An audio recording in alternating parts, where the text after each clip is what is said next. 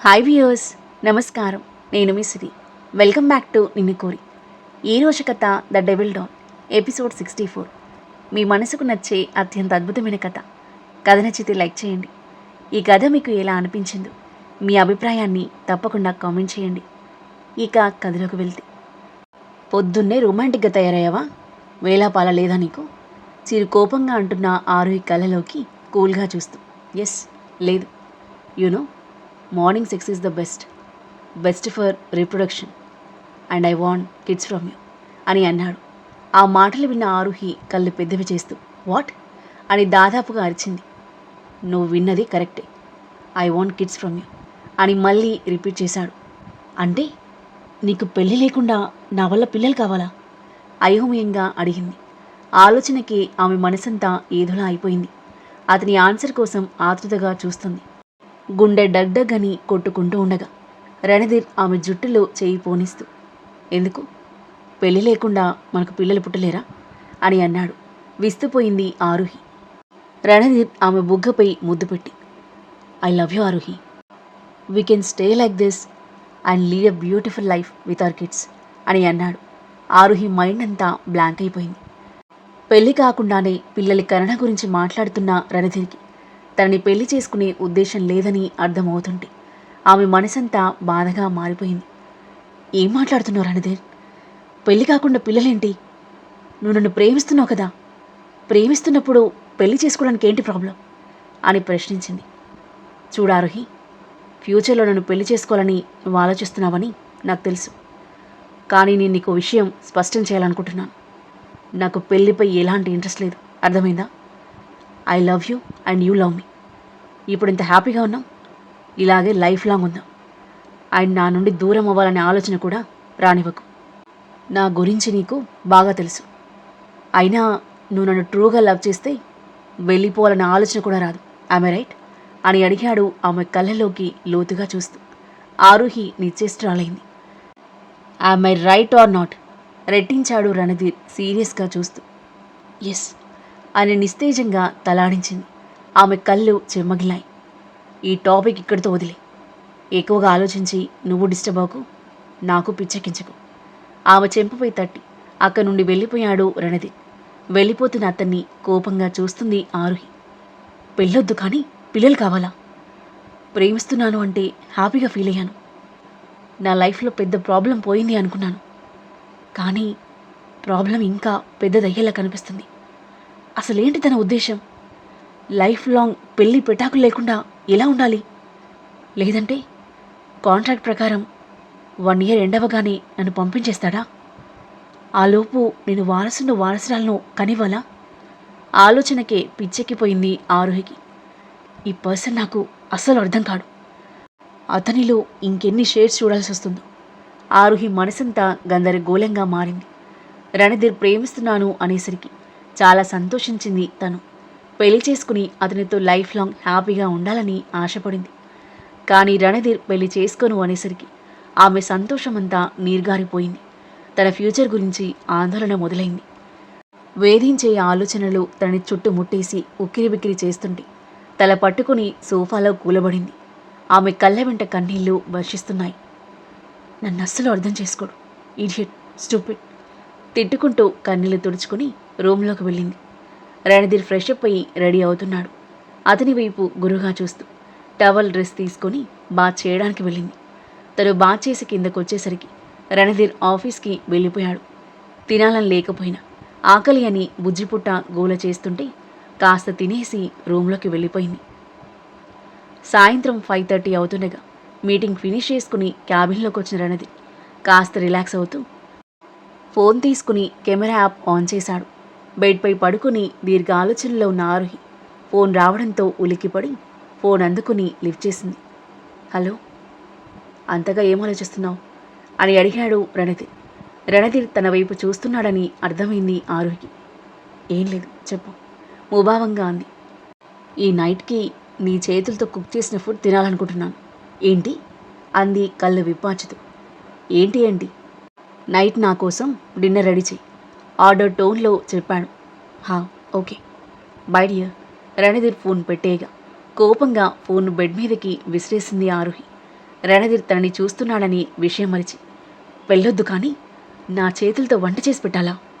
ఇవన్నీ చేయడానికి నేనేమైనా నీ పెళ్ళన్నా? This is too much.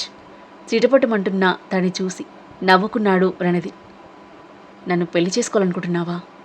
ముందు నాలాంటి వాడిని భరించడం నేర్చుకోడియర్ అని తనలో తాను నవ్వుకుంటూ కెమెరా ఆఫ్ చేసి తన పనిలో పడ్డాడు. ఆరుహి కోపంగా కిచెన్లోకి వెళ్ళింది. నువ్వు నన్ను హర్ట్ చేస్తే నేను ప్రేమగా నీకు వండి వడ్డించాలా? మళ్ళీ ఇంకోసారి కుక్ చేయమని అడగకుండా చేస్తాను అని దుమదుమలాడుతూ వంట చేయడం మొదలుపెట్టింది. అన్నీ సిద్ధమయ్యాక వాటన్నింటినీ చూసి నవ్వుకుని, ఇప్పుడు మొదలవుతుంది అసలు సరదా అనుకుంటూ సోఫాలో కూర్చొని రణధీర్ రాక కోసం ఎదురు చూస్తూ ఉంది.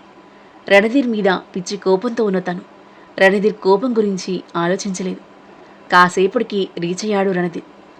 ఆరుహి వైపు చూసి చిన్నగా నవ్వి ఫ్రెషప్ అయి వచ్చి డైనింగ్ టేబుల్ దగ్గర కూర్చున్నాడు. లేచి అతని దగ్గరకు వచ్చింది Aaruhi. Food looks so tasty అని అన్నాడు డిషెస్ వైపు చూస్తూ. అవునా, ఇది నీకోసమే స్పెషల్గా చేశాను, బాగా ఆస్వాదించు మనసులో అనుకుంటూ అతని ప్లేట్లో వడ్డించి పక్కన నిలబడింది. నువ్వు కూర్చో, కలిసి భోజనం చేద్దాం అని అన్నాడు రణధీర్. నేను ఆఫ్టర్నూన్ లేట్గా తిన్నాను, నాకు ఆకలిగా లేదు అని తప్పించుకున్న ఆరుహి రణధీర్ తింటుంటే అతను ఎలా రియాక్ట్ అవుతాడా అని అతని మొహంలోకి కళ్ళప్పగించి చూస్తుంది. రణధీర్ ఆలూ కర్రీ టేస్ట్ చేశాడు. అందులో ఉప్పు మరీ ఎక్కువగా ఉంది. పనీర్ టేస్ట్ చేశాడు. కారం మరీ ఎక్కువగా ఉంది. ఒక్క ముద్ద తిన్నందుకి అతని నోరంతా పచ్చి కారం తిన్నంత మంట పుట్టి మొహమంతా ఎర్రగా మారింది. గ్లాస్ అందుకుని గడగడ వాటర్ తాగేసి ఆరుహి కావాలని ఇలా చేసిందని గ్రహించిన రణధీర్ ఆమె వైపు పిచ్చి కోపంతో చూస్తూ ఒక్క దెబ్బతో టేబుల్ మీద అన్నింటినీ కింద పడగొట్టాడు.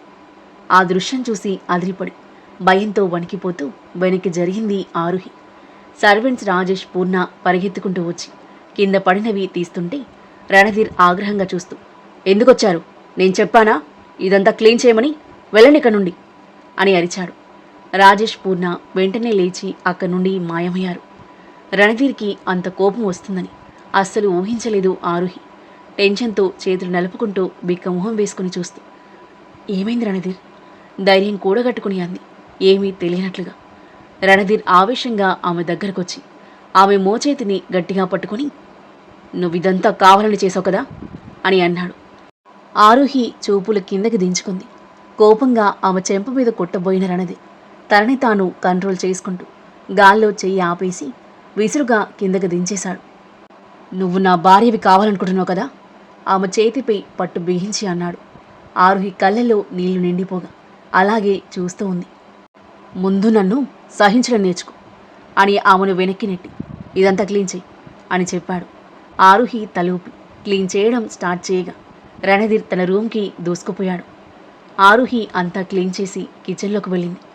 రణధీర్ కోపాన్ని కరిగించి మనసుని హ్యాపీ చేయడానికి నోటిమంట తగ్గించి అతనికి ఇష్టమైన హల్వా ప్రిపేర్ చేసి బౌల్లో వేసుకుని రూమ్లోకి వెళ్ళింది. రణధీర్ బాల్కనీ రేలింగ్పై చేతులు వేసి బయటికి చూస్తున్నాడు. ఆరుహి బెరుగ్గా చూస్తూనే మెల్లిగా వెళ్ళి అతని పక్కన నిలబడి, నేను మీకోసం హల్వా చేశాను అని అంది. రణధీర్ ఆమె వైపు, తర్వాత హల్వా వైపు చూసి, ఇందులో ఏముంది, విషమా అని అన్నాడు. ఆరుహి నొచ్చుకుంది. విషం నేనెందుకు కలుపుతాను? మీకు ఇష్టమని చేశాను, కావలసినవి తప్ప వేరే ఏం కలపలేదు అని అంది. రణధీర్ తనని కళ్ళు చిన్నవి చేసి సీరియస్గా చూస్తూనే స్పూన్తో హల్వా తీసుకుని టేస్ట్ చేశాడు. టేస్టీగా ఉండడంతో బౌల్ తీసుకుని తింటూ చైర్లో కూర్చొని ఆరుహిని దగ్గరికి రమ్మని సైగ చేశాడు. ఆరుహి అతని ముందు నిలబడగా ఆమెను దగ్గరికి లాగి తల మీద కూర్చోబెట్టుకున్నాడు రణధీర్. కళ్ళు విప్పాజు చూసింది ఆరుహి. పనిష్మెంట్ టైం అని అంటూ చేతిలో బౌల్ ముందున్న టేబుల్పై పెట్టి ఆమె నడుం చుట్టూ చేతులు బిగించాడు. ఆరుహి విడిపించుకోవడానికి ప్రయత్నించింది. కానీ రణధీర్ బలమైన పట్టు నుండి విడిపించుకోలేకపోయింది. రణధీర్ ఆమె మెడ వంపులో ఎంతో వైల్డ్గా ముద్దు పెట్టుకోసాగాడు. Please Randhir, leave me. Randhir ఆమె మాట వినే మూడ్లో లేడు.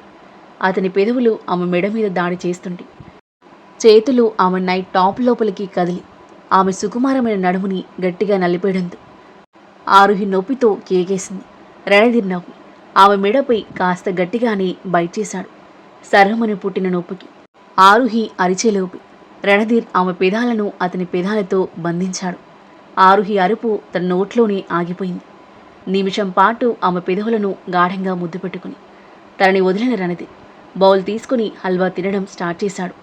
ఆరుహికి పిచ్చి కోపం వచ్చింది. అతని తల పగలగొట్టాలి అనిపించింది. ఐ హేట్ యు రణధీర్, పళ్ళు బిగించి కోపంగా చెప్పి అతని మీద నుండి లేచి రుసరుసలాడుతూ రూంలోకి వెళ్ళిపోయింది. మిర్రర్ ముందు నిలబడి తన మెడను చూసుకుంది. రణధీర్ బయట వల్ల మెడ మీద 2 అంచుల మేర ఎర్రగా కమిలిపోయింది. తాకితే నొప్పిగా అనిపించింది. ఆరుహి కళ్ళ నుండి కన్నీళ్లు జారాయి. రణధీర్ వైపు కోపంగా చూసి బెడ్ మీద పడిపోయింది. హల్వా తినేసి ఆరుహి దగ్గరకొచ్చాడు రణధీర్.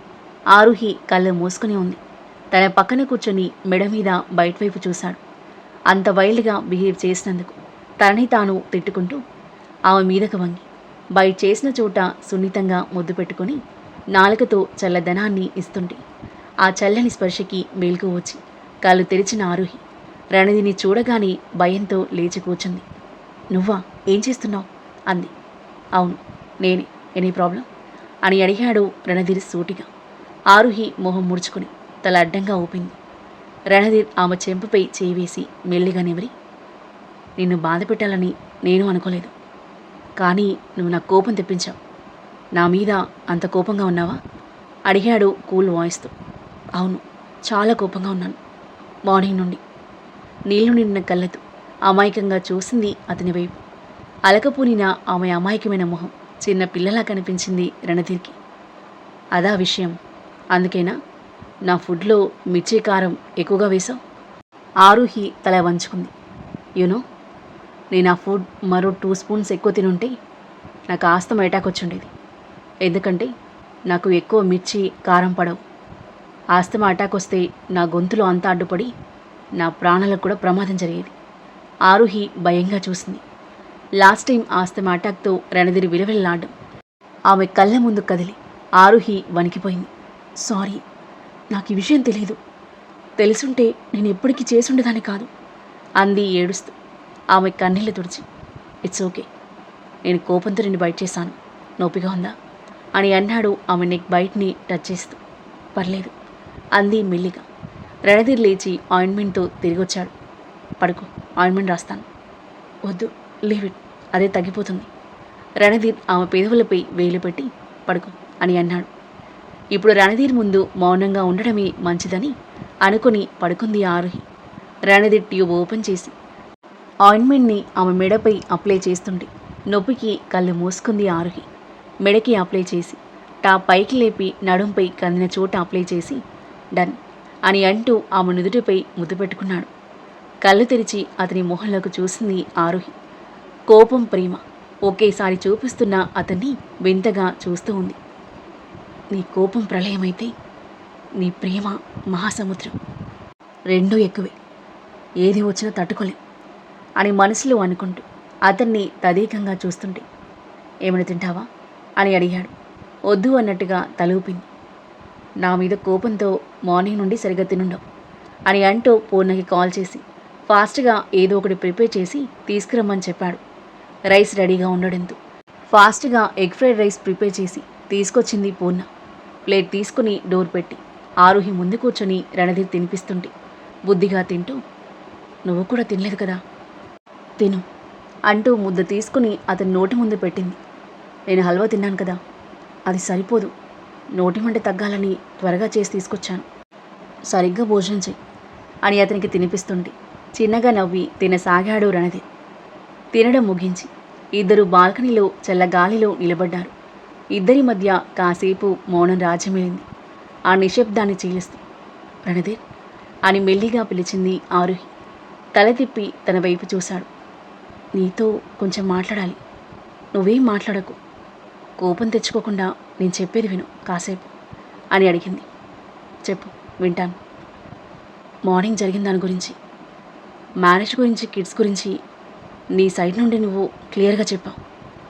నా సైడ్ నుండి నేను క్లియర్ చేయాలి అనుకుంటున్నాను. రణధీర్ పూర్తిగా తన వైపు తిరిగి శ్రద్ధగా వింటున్నాడు. నేను నీలాగా రిచ్ ఫ్యామిలీలో పుట్టలేదు, రిచ్ లైఫ్ స్టైల్లో పెరగలేదు. బాయ్ ఫ్రెండ్ గర్ల్ ఫ్రెండ్లా ఎంజాయ్ చేయడం, live in one night stand, వీటన్నింటికి నేను ఎగెనిస్ట్. నన్ను అర్థం చేసుకుని మంచి మనసున్న అబ్బాయి దొరికినప్పుడు బుద్ధిగా పెళ్లి చేసుకుని పిల్లలతో ప్రశాంతంగా లైఫ్ లీడ్ చేయాలి అనుకునే ఒక మిడిల్ క్లాస్ అమ్మాయి నేను. అలాంటి నేను నీ బలవంతం వల్ల నా తమ్ముడు కోసం మనసు చంపుకొని నీతో రిలేషన్లోకి వచ్చాను. ఆరుహి ఉద్వేగంగా చెప్తుంటే మౌనంగా వింటున్నాడు రణధీర్. మొదట్లో నువ్వంటే చాలా అసహ్యం వేసినా క్రమంగా నువ్వు నచ్చావు. నీతో ప్రేమలో పడిపోయాను. కానీ ప్రేమించాను కదా అని నువ్వేం చేసినా నేను భరించలేను. నీ కిడ్స్ కావాలి అన్నావు. ఆలోచన నీకు వచ్చినందుకు హ్యాపీ. కానీ పెళ్ళి కాకుండా కిడ్స్ అంటున్నావు చూడు, దానికి నేను ఎట్టి పరిస్థితుల్లో ఒప్పుకోను. పెళ్ళి తర్వాత పిల్లలు. పెళ్ళి కాకుండా పిల్లల కంటే ఈ సొసైటీ నన్ను ఎలా చూస్తుంది? నా మనస్సాక్షికి ఏం చెప్పుకోవాలి? నీకు నన్ను పెళ్లి చేసుకునే ఉద్దేశం లేకపోతే ఇట్స్ ఓకే. కాంట్రాక్ట్ అవ్వగానే నేను వెళ్ళిపోతాను. నీకు దూరంగా ఎక్కడో ఒక దగ్గర ఒంటరిగా లైఫ్ లీడ్ చేస్తాను. దుఃఖం ముంచుకొస్తుంటే బరస్ట్ అయిపోయి ఏడుస్తూ ఉంది ఆరుహి. రణధీర్ ఆమెను దగ్గరికి తీసుకోబోతుంటే వదులు నన్ను అని దూరం నెట్టేసి అతని మొహంలోకి చూస్తూ, ఎప్పుడు నీ పంత నీదే కానీ నా గురించి ఆలోచించావా? నన్ను ప్రేమిస్తున్నాను అని చెప్పావు. ప్రేమంటే నీకు నచ్చినట్టుగా నన్ను కంట్రోల్ చేయడమే కానీ నాకు నచ్చినట్టుగా నువ్వు ఉండవా? నా మనసుని అర్థం చేసుకోవా? ఆరుహి నిలదీస్తుంటే సైలెంట్గా చూస్తున్నాడు రణధీర్. ఒక్కరోజు కాదు, ఒక్క పూట నీకు నచ్చినట్టుగా ఫుడ్ ప్రిపేర్ చేయకపోతేనే నీకు నా మీద అంత కోపం వస్తే, ఒక్క పూట కాదు, ఒక్క రోజు కాదు, ఎన్నో ఏళ్ళ ఫ్యూచర్ ఉన్న నా లైఫ్ నాకు నచ్చినట్టుగా లేకుండా చేస్తున్నా నీ మీద నాకెంత కోపం రావాలి? మన నోటికి నచ్చని ఫుడ్ ఒక్క పూట కూడా తినలేం. అలాంటిది నా మనసుకు నచ్చిన లైఫ్ని లైఫ్ లాంగ్ ఎలా భరించాలి నేను? ఆరుహి మాటలు తూటాల డైరెక్ట్గా రణధీర్ హార్ట్కి టచ్ అయ్యాయి. ఆ తరువాత ఏం జరగబోతుంది? ఆరుహి మాటలతో పెళ్లి పట్ల రణధీర్ మనసు మారుతుందా? వీళ్ళిద్దరి మధ్య ఎలాంటి ఆసక్తికర సన్నివేశాలు చోటు చేసుకోబోతున్నాయి? రణధీర్ గతమేంటో ఆరుహికి తెలుస్తుందా? రణధీర్ ఇషాకి ఎలాంటి పనిష్మెంట్ ఇవ్వనున్నాడు? రియాన్ నిధి ప్రేమలో పడతాడా? సాక్షి ఆకాష్ల మధ్య ప్రేమ చిగురుస్తుందా? ఈ కథ ఏ మలుపు తీసుకోబోతుంది? అద్భుతమైన కథనంతో ఊహకందని మలుపులతో ఎంతో ఆసక్తికరంగా సాగి ఈ కథ యొక్క నెక్స్ట్ ఎపిసోడ్ కోసం మన నెక్స్ట్ వీడియో చూడండి. కథ నచ్చితే లైక్ చేయండి. ఈ కథ మీకు ఎలా అనిపించిందో మీ అభిప్రాయాన్ని తప్పకుండా కామెంట్ చేయండి. ఇంకా ఇలాంటి ఇంట్రెస్టింగ్ స్టోరీస్ కోసం మన ఛానల్ని సబ్స్క్రైబ్ చేయండి. Thank you for listening.